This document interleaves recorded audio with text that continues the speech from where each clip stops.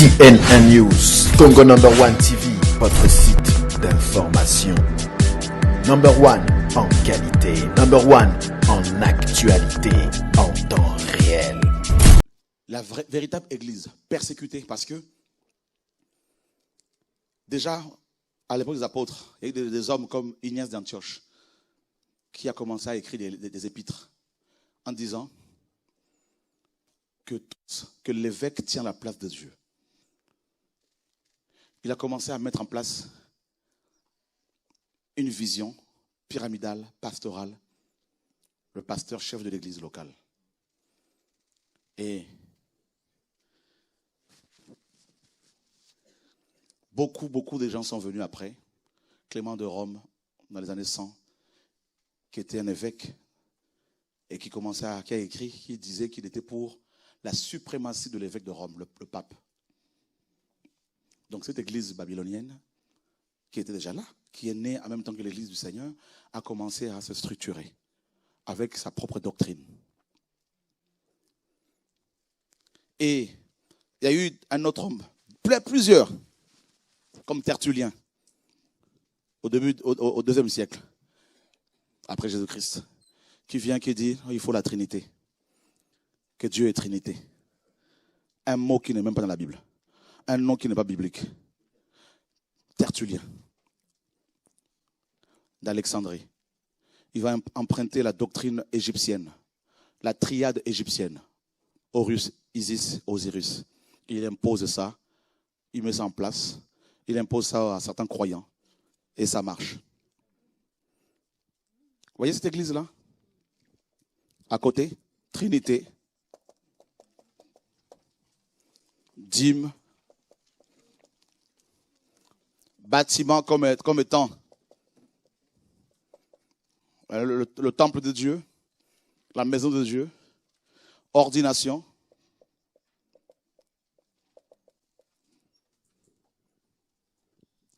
bénédiction nuptiale, absolution, tout ça. Le repas du Seigneur est remplacé par l'hostie, le petit bout de pain aujourd'hui, avec un petit verre de vin. L'habit du dimanche. Il faut s'habiller pour le dimanche. Donc le dimanche devient le jour du Seigneur. Les chorales. Les frères et sœurs ne peuvent pas entonner des cantiques que Dieu leur donne librement.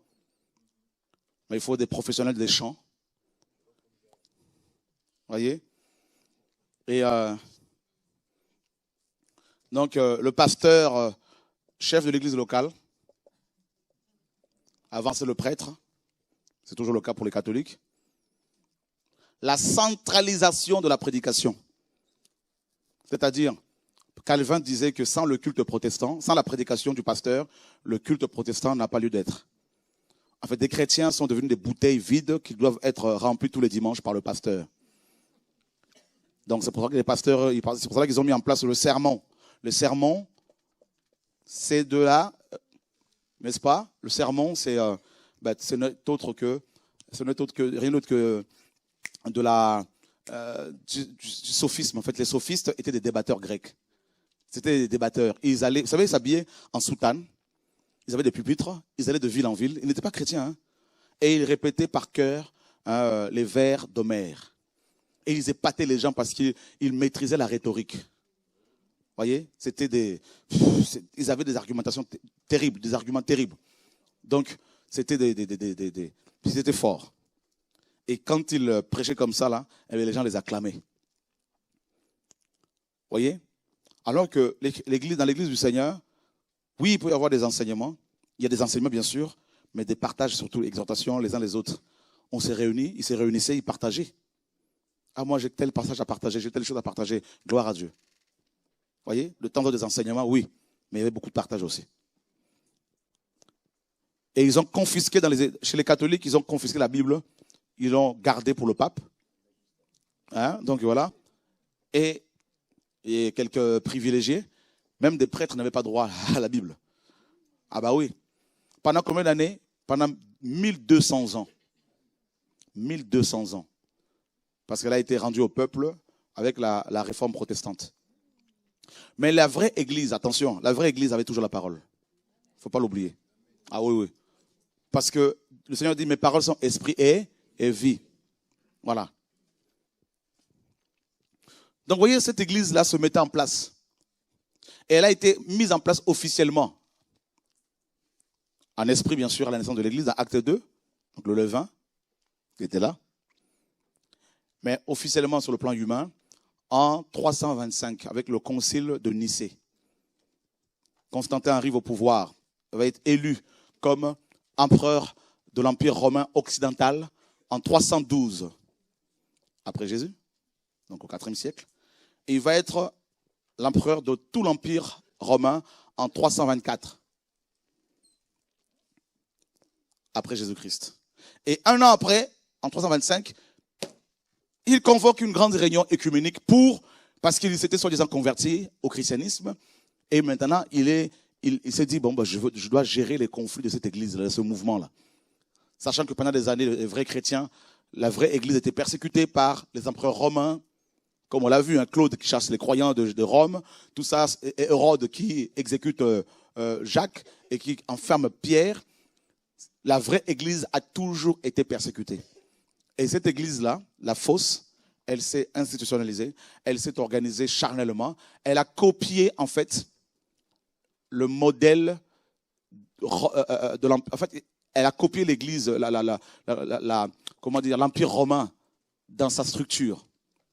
Par exemple, les papes, on les appelle les pontifes, les souverains pontifes. N'est-ce pas? Tous les souverains. En fait, c'est un titre qu'on donnait au César. On les appelait les souverains pontifes. Bah oui. Vous voyez? Voilà. Et ils ont copié la soutane que des prêtres gréco-romains portaient dans leur temple. Avec un mélange de soutanes, de fonctionnement mosaïque, aaronique, lévitique. Donc ils ont fait un mélange là. C'est grave.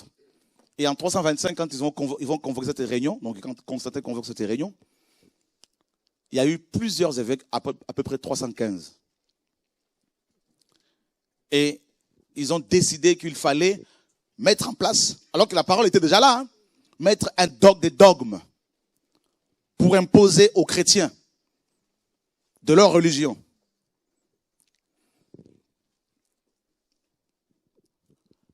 Le port des vêtements pour les pasteurs, les prêtres.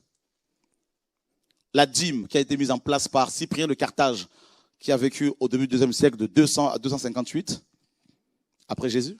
C'est lui qui a mis en place la dîme. C'est lui qui a mis en place la messe catholique.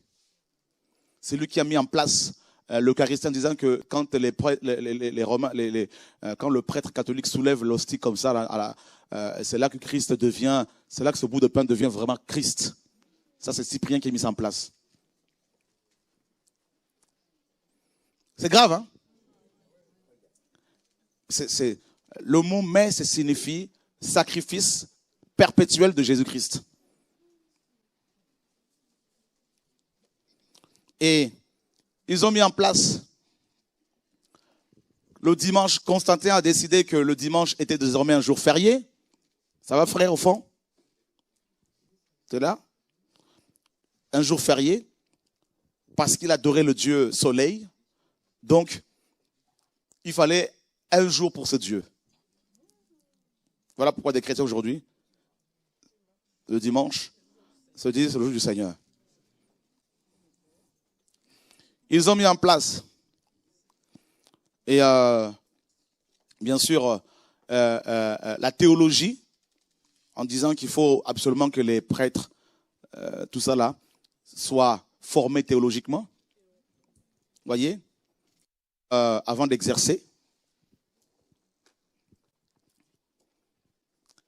En fait, et il a convoqué cette réunion, pourquoi? Parce qu'il y avait un conflit entre deux prêtres d'Alexandrie en Égypte. Parce que l'Égypte, à l'époque, à Alexandrie précisément, il y avait une grande bibliothèque de l'Empire romain. Il y avait aussi une grande école là-bas.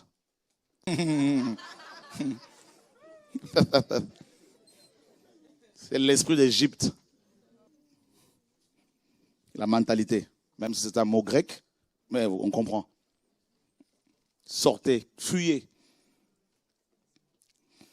Et on enseignait quoi là-bas? On enseignait, c'est terrible ce que je veux dire, on enseignait la philosophie d'Aristote, la philosophie grecque. Parce que tous les enseignants là-bas étaient influencés par la philosophie grecque, notamment Aristote. Voilà, le disciple il y a Socrate, il y a Platon, donc Aristote ensuite. Donc c'était le disciple de Platon. Et qu'est-ce qu'ils enseignaient là-bas? C'est grave, mes frères. Dieu, voyez, cette école a donné ça. Hein? Dieu, Trinité, ça c'est plus tard. Hein? Et on en parlera peut-être demain.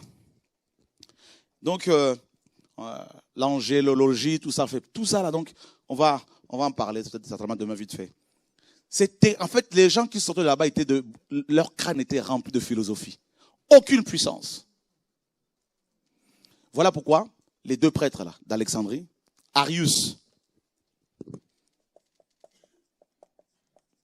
et Athanase, les deux se disputaient. Arius disait, Jésus-Christ est une créature créée. Et Athanase disait, non, il n'a pas été créé, il est le Dieu le Fils. Alors, Constantin convoque les deux avec plein d'autres évêques, près de 312, 13, il y en avait 315 à peu près, selon les historiens. Ils se sont retrouvés à Nicée, en Bithynie. Et là, ils ont commencé à débattre. Et ils ont adopté quoi? La confession de foi d'Athanase. Je crois, pour être sauvé, il faut déclarer, croire en Dieu trinitaire, Dieu le Père, Dieu le Fils. Dieu le Fils n'existe pas dans la Bible. Ça a été rajouté.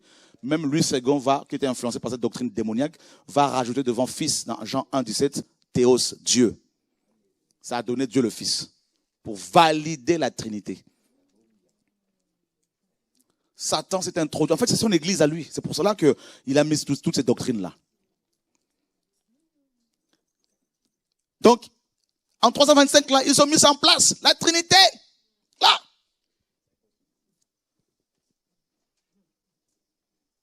En 405, après Jésus-Christ, Jérôme traduit la Bible de l'hébreu et du grec en latin. Et cette église-là impose maintenant le latin, utilise le latin maintenant comme la langue du culte de l'église romaine. Mais le peuple ne comprenait rien. Vous voyez? Bah oui. Et c'est terrible. Le peuple ne comprenait rien. Et ni au discours, ni à... Parce que déjà, l'accès de la Bible était interdit. C'est grave. Alléluia. Au 5e siècle, Grégoire le Grand, le pape, il met en place la chorale.